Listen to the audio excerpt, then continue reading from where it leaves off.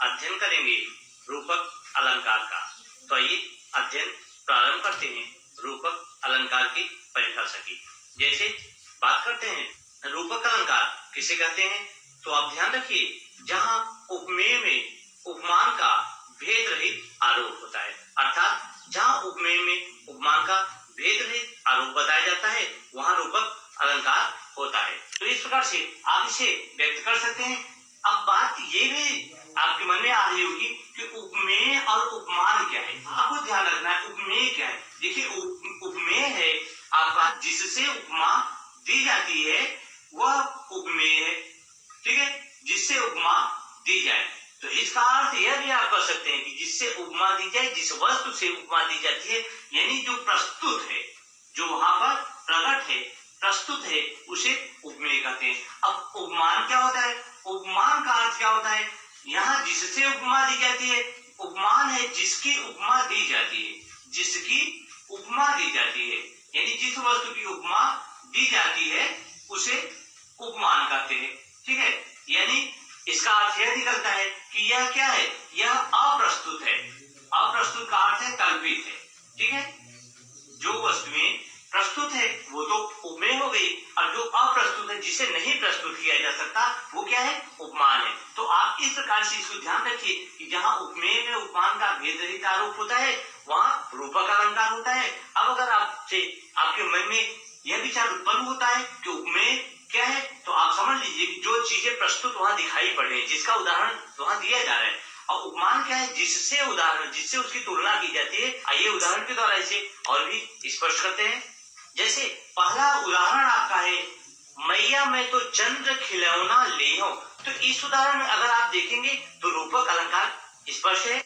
तो इस प्रकार से आप यहाँ देख सकते हैं, बच्चा कोई अपनी माँ से हट करता हुआ कह रहा है कि मैया मैं तो चंद्र खिलौना ले हूं। देखिए चंद्र क्या है, जो उसे दिखाई पड़ता है, जो प्रस्तुत है, और खिलौना क्या है, खिलौना तो है नहीं, लेकिन उस चंद्रमा को ही वो क्या समझता है, खिलौना समझ लेता है। आप इसे विशेष रूप से इसको ध्यान रखिए, जिसको पहचानने की जो ट्रिक होती है वह ट्रिक क्या है कि इसमें रूपक अलंकार में किसी वस्तु को या जो प्रस्तुत है, जो उपमेय है, उसको ही उपमान अप्रस्तुत समझ लेता है, मान लेता है। तो इस प्रकार से आप ध्यान रखिए, रूपक अलंकार में इसकी ट्रिक जो है वो प्रस्तुत को अप्रस्तुत समझना।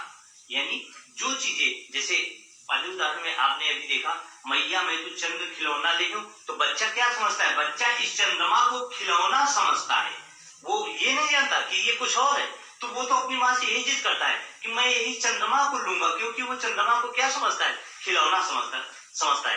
तो यहाँ आपकी ट्रिक होगी कि प्रस्तुत को अप्रस्तुत समझना, जो दिखाई दे रहा है उसे जो नहीं दिखाई दे रहा है वही समझकर उसको जिद करना, मानना। तो इस प्रकार से यहाँ उपमेय और उपमान का भेद रहित आरोप है। आइए नेक्स्ट उदाहरण को देखते हैं। तो दूसरा उदाहरण है आपका, चरण कमल बंदो हरियाई। तो यहाँ भी अगर आप देखेंगे तो रूपक अलंकार की पंक्तियां हैं।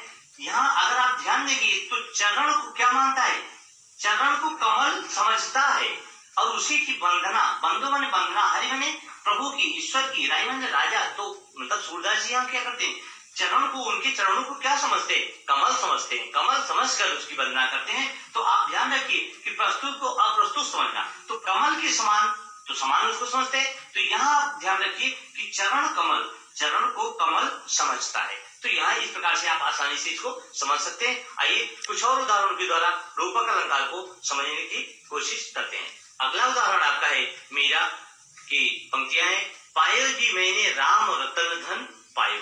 तो इस प्रकार से अगर यहाँ आप देखेंगे, इन उदाहरणों में देखेंगे तो यहाँ मीरा जी कहती है, पायो जी मैंने राम रतन धन पायो। तो क्या करती है, राम को रत्न समझती है, धन समझती है, राम को ही रत्न और राम को ही अपना धन समझती है, वैभव खजाना समझती है। तो यहाँ इस प्रकार से मैंने आपको ट्रिक बताया है कि जहाँ प्रस्तुत को अप्रस्तुत समझना, तो प्रस्तुत क्या है, राम को ही रत्न समझना प्रस्तुत को। तो इस प्रकार से राम को ही रत्न समझ रही है, इसलिए यहाँ रूपक है। अगला उदाहरण है आपका, राम कृपा हो निशा सिरानी जागी फिर न डसई हो। यहाँ भी रूपक अलंकार विद्यमान है। राम की कृपा से भव माने सांसारिक कष्टों की रात क्या होती है, सिरानी कहानी समाप्त हो जाती है। ऐसा कवि समझता है कि राम की जो मेरे ऊपर कृपा हुई है उसके कारण ये सांसारिक जो भव बाधाओं की रात श्री रानी मैंने समाप्त हो गई, तो समझता है कि उनकी कृपा से। तो यहाँ समझने में जो इसका प्रस्तुत को अप्रस्तुत जो समझता है तो उसमें क्या है, रूपक अलंकार है। नेक्स्ट आपका अगला उदाहरण है, यह जीवन क्या है, निर्झर है। लगता तो ऐसा है जैसे ये प्रश्न अलंकार है, ठीक है, लेकिन ये प्रश्न अलंकार नहीं है, ये रूपक अलंकार के अंतर्गत आता है।